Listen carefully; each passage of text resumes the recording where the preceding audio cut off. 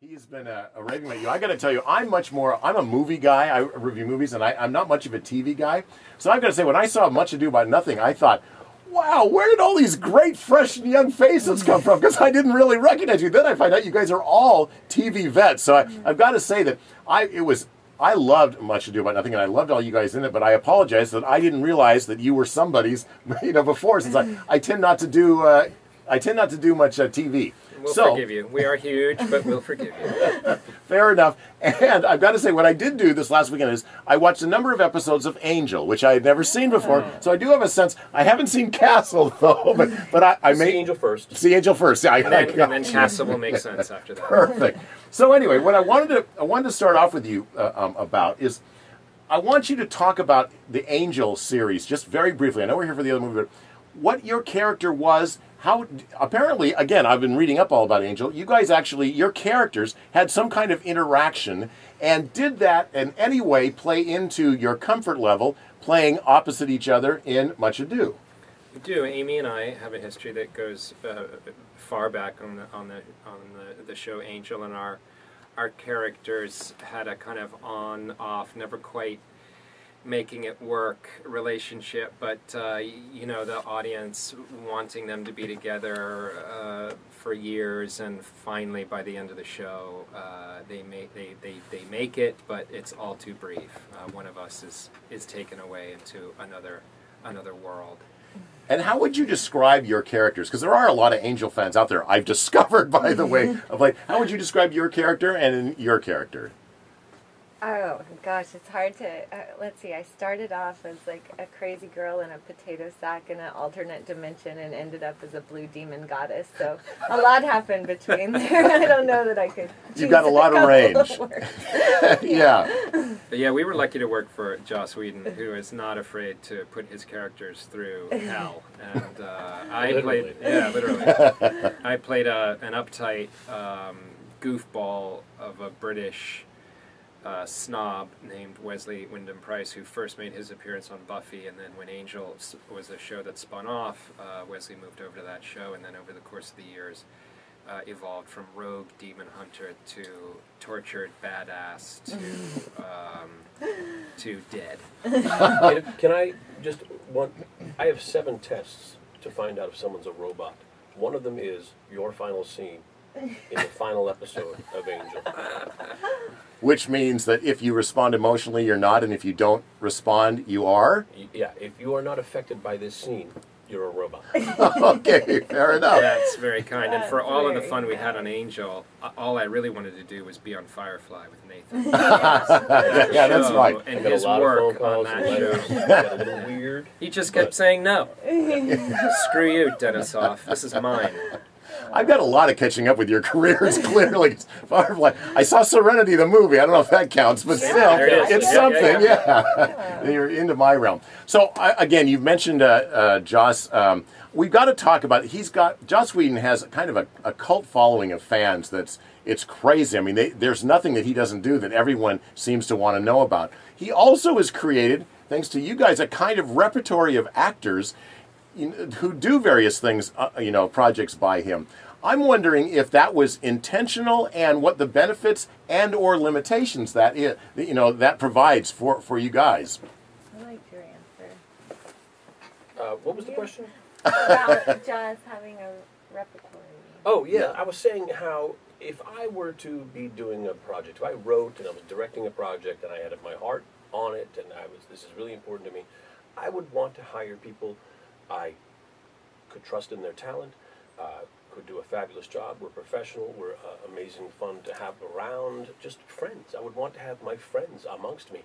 And this is something that Joss does. Is you can always count on him to gather to him people who are fantastic at their job and wonderful to be around. Yeah. So I always benefit from any project I do for Joss Whedon because I get to bask in the glory of and ride the coattails of everyone around me.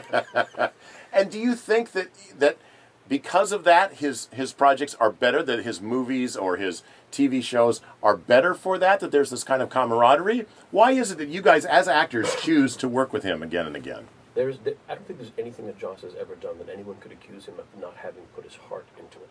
Ah, yeah. So, okay. Well, the thing is, anything? Do you want to add anything to that? That Joss well, I think Whedon, anybody that works with Joss feels lucky to do it because you're in the presence of extraordinary intelligence, and you are made to feel safe and creative in his company, and he protects you. So, while you feel liberated to do the thing that you love to do, you also know that you're being taken care of, and that's tricky. And he has extraordinarily good taste in casting, is my feeling about it. No, I'm kidding, but I do feel, some of the most satisfying work I've done has been with this group of people that are in this movie and with Joss. And so the chance to come back and work with people that I've either worked with before or have admired the work they've done with Joss or elsewhere. I mean, we all have a rapport, and I think that's what made this possible, because this movie, he had squeezed the shoot of this movie into a little vacation from a tiny movie called Avengers.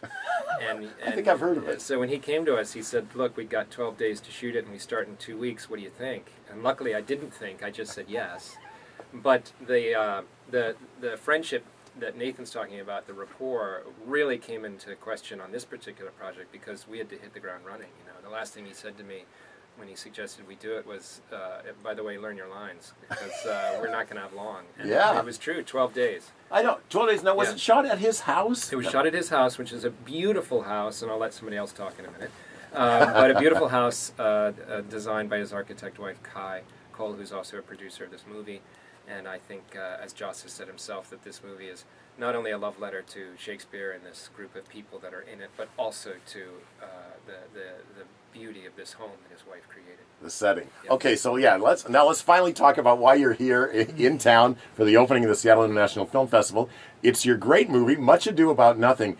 Now, what did it feel like? I'm fascinated by this idea of Joss Whedon, who I think we think of as sort of a pop culture guy, that when he has like a little vanity project, or not even a vanity, it's just some little side project he wants to do, that it's Shakespeare. I don't know if anyone saw that coming. Maybe you guys know him better. How did that come about, and how did you guys feel, having done his TV work primarily, how did it feel to suddenly be doing Shakespeare with Joss?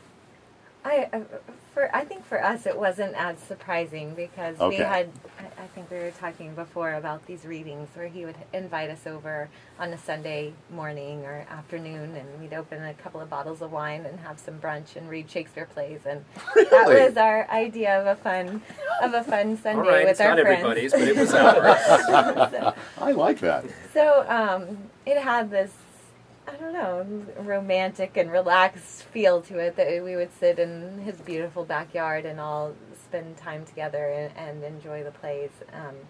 So it didn't seem as out of left field when he said, I want to do this. He had said, I wish people could see this. Like, it would be fun to film these readings or whatever. We didn't have any idea that it would become this movie and that everyone would get to see it. We thought, he had said that, I had great success with Dr. Horrible on iTunes, or he had talked years before about, like, maybe PBS would do something with I think from his point of view, he'd been, when you shoot a movie the size of The Avengers and you're painstakingly shooting, if you're lucky, 1 minute a day you might achieve, and it's all green screen, and it's detail and minutiae, and a crew of hundreds, and there are executives involved in every decision, and that it's a military operation to get a big budget studio movie onto the screen. And I think part of the motivation for him was he just wanted to go back and recapture the freedom of getting together and doing a show, and that's the spirit that is behind this. And as Amy says, we had low expectations, but a high level of enjoyment. And I think that's what's captured on screen. That's what's made it so compelling for people. And I think a little movie like this can really adjust an audience's expectation and remind you that for all the spectacle of those incredible big-budget movies, what it really boils down to is storytelling and characters and relationships. And this movie is packed with that. This is the original romantic comedy. I mean, this is what it all... Moonlighting and Spencer and Tracy, or whatever you want to, the Thin Man, whatever references you want to pull it. This is probably where it all, the origin of it. Yeah. So, yeah, it's no surprise that Joss wanted to do Now, it. are you guys all comfortable doing Shakespeare? I know you said you did readings about it. Have you performed Shakespeare on the stage or in any other kind of a setting before? Well, let's go to Nathan on this, because Yeah. I love his This was my first crack. Is that right? Aside from reading it in high school, I had to memorize a scene from Macbeth where I was one of the witches. So it was very, everything rhymed. That was good. Whatever I say next has to rhyme with that. But, yeah. There's only so many choices. Right? So, aside from that and the Shakespeare brunches at Joss's house, I have never performed Shakespeare. Wow. I have learned that, although very daunting on the page and seems a little hoity-toity, a little snobby sometimes, that's kind of where I'm sitting, in my opinion, on Shakespeare stuff. When Shakespeare is done well, as I learned at Joss's house in his backyard, watching these guys do their stuff, it makes complete sense. I get it. Shakespeare, every line is loaded with meaning. Yeah. And in the right hands, you understand. And it makes perfect sense. It's not, you don't need some kind of advanced education in literature. You just need to be a human being. Yeah. And by the way, Nathan's performance in this movie will prove that he should strictly do Shakespeare from here on out. Yeah. He is, Can't you see him as Bottom? he is phenomenal in Yeah. this. It is one of the funniest things I've seen on screen, is Nathan in the role of Dogberry with his henchman, Tom Lank. The two of them, they need a series immediately. Yeah, precisely. The thing is that I was just wondering if you guys really felt like you had to pick up your game all of a sudden, because Shakespeare is Shakespeare. It doesn't matter if you've done it before. I mean, that's a lot of text, especially for you two being the leads. But at the same time, you have 12 days. Did the 12 days get in the way, or was it so rushed that you realized, oh, Christ, I just got to run with how I do it? Kind of.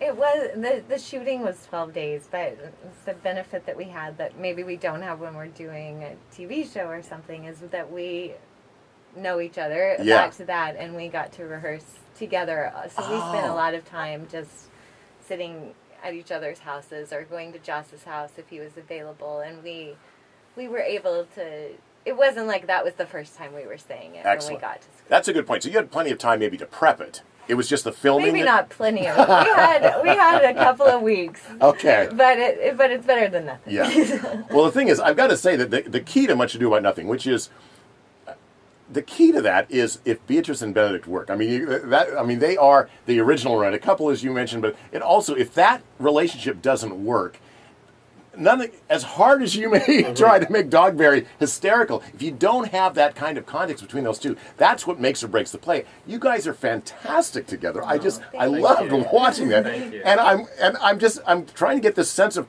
did it feel like you were doing a romantic comedy? Did it feel like it was Shakespeare? Did it feel like I'm working with two, an old friend who's playing this? I mean, what was that sensation like? Because you guys, you're perfect as Beatrice and Benedict. I just love that. Well, we appreciate that compliment. I mean, listen, Amy could recite the telephone directory and I would be riveted. I get a chance to be in a scene with her. That's the best day at work I could have. As far as, ideas about Shakespeare, I think what we all wanted to do was almost forget that this was Shakespeare.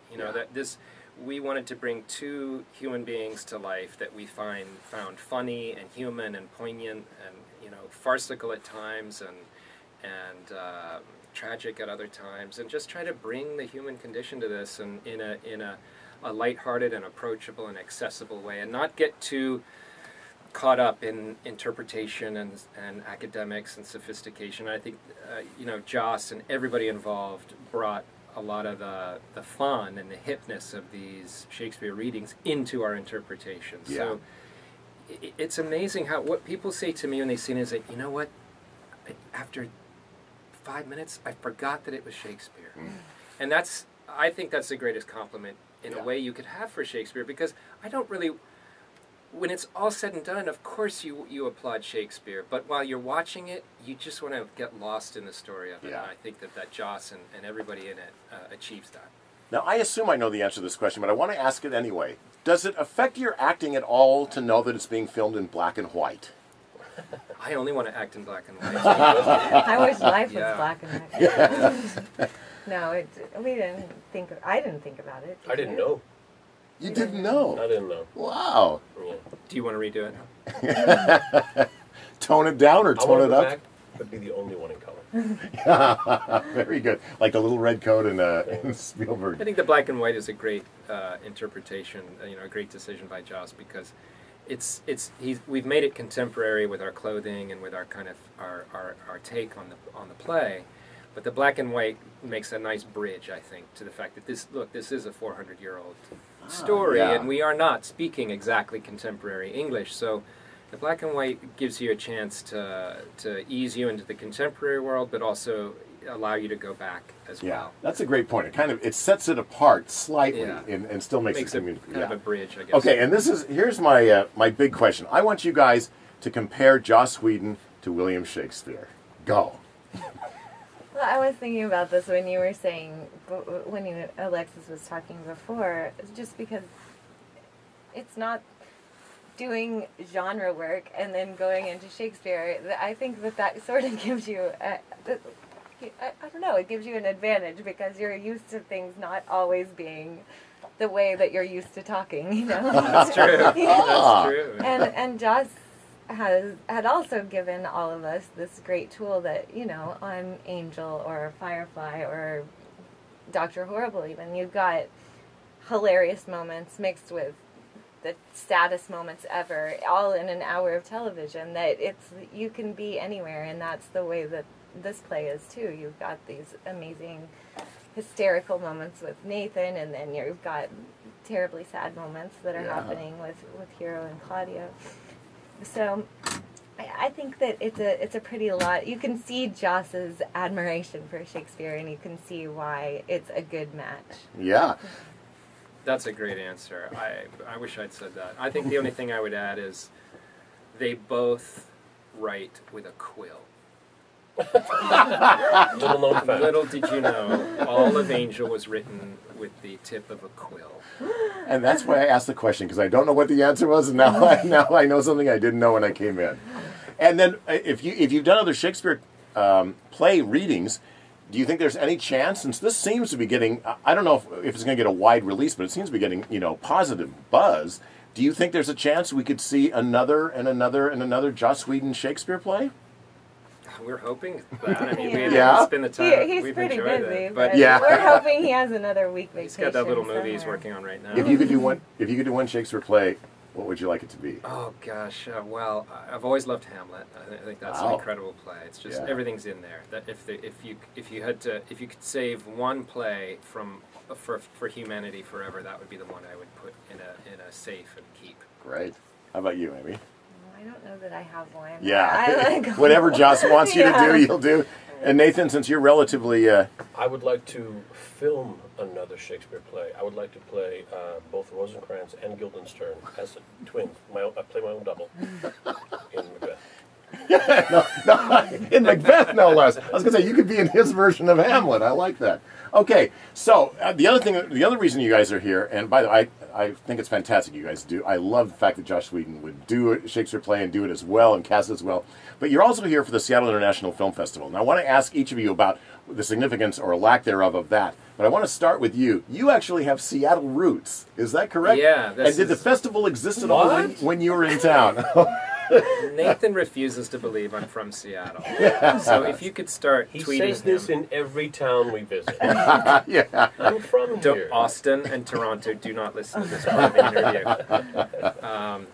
Yeah, I grew up in Seattle on Capitol Hill. I went to school in Queen Anne. So, my family are still here. Tonight at the opening of SIFF Festival, my mother and my sister and other family members are going to be here. So it's a lot of pressure on you. I hope I do a good job. I hope I remember my lines and I fall over at the right time. This is a great, exciting night to be able to put things I love together like this movie and my family. That's a thrill. So thank you, Seattle, for having us. Thank you, SIFF. And I've watched SIFF grow over the years into what is an incredible film festival. So yeah, we're thrilled to be here. Do you feel like there's anything about Seattle that still remains in your psyche? Oh, I love, this was a wonderful city to grow up in. I don't want to tell you how long ago it was. It was a very different city in my childhood, but parts of it remain the same. And I think once you're a Seattle kid, you're always a Seattle kid. Huh. And if you're a Seattle kid, you know what I mean. Yeah, there you go. How about you two? Have you two been to Seattle before, or you have any impressions of it yet, or? I passed through Seattle as a child on a car trip through from Canada. We were on our way to Disneyland. My mother turned around to say to my brother, who was about 4 at the time, "Jeff, we're going to Seattle." And he said, "I don't want to Seattle. I want to see Mickey." Is that the first time he's ever used that line? Or is He that said it's a true story. It's a true story. That's brilliant. I know Jeff, and I can tell you it's a true story. Yeah. Well, Jeff won't be here tonight then, I take it, right? He is, actually. Yeah, Oh, really? Oh, And he wants to Seattle. And Amy, have you been here before? Do you have any impressions of Seattle? I was here for 24 hours last year, but Oh, yeah? I On a feel layover? like I have it a fair cabin in the woods. Yeah. Yes. Oh, yeah. But yeah, it was great. I'm longing to spend more time here. Well, that's fantastic. Well, I hope you have a great time tonight. The festival it's the highlight for all of us film buffs, obviously, because we get to see 270 movies and the like. And I think it's a great opening night kickoff. Anything I didn't ask you that you think I should have, or anything you'd like to add about either making the movie or Joss Whedon or anything? I'd like to add something that I noticed. We were talking about Joss, and we were saying pop culture, and then the word cult status was put up. I don't think he's going to be able to enjoy his cult status much longer. I think he's becoming more mainstream. Yeah. I think Avengers changed. And I think if there's a connection between Joss and William Shakespeare, it's that maybe they weren't fully appreciated in their time. But now Joss is actually getting his time, isn't he? Yeah. I think he is approaching full appreciation. I don't know if you can get much more appreciated. Do any of you hope to get in the next Avengers movie? Are you trying to work that angle? Alexis was in the first one. Oh, Alexis was really? in the first Oh, one. there's all sorts I don't know. I was, yes. I played a very intriguing character called the Other. I had some scenes with the main villain, Loki, and then the villain at the end. Is that right? So, we'll see what happens with that. Joss is busy working on that right now. Yeah. When the RK fell from the Stark Tower, I was under it. I was like, You all have dreams and ambitions, right? Okay, well, anyway, it's great meeting you all. I love the movie, and I'm going to start watching a bunch of old TV reruns now to catch up with your guys' careers. Thanks for having us. Anyway, it's great to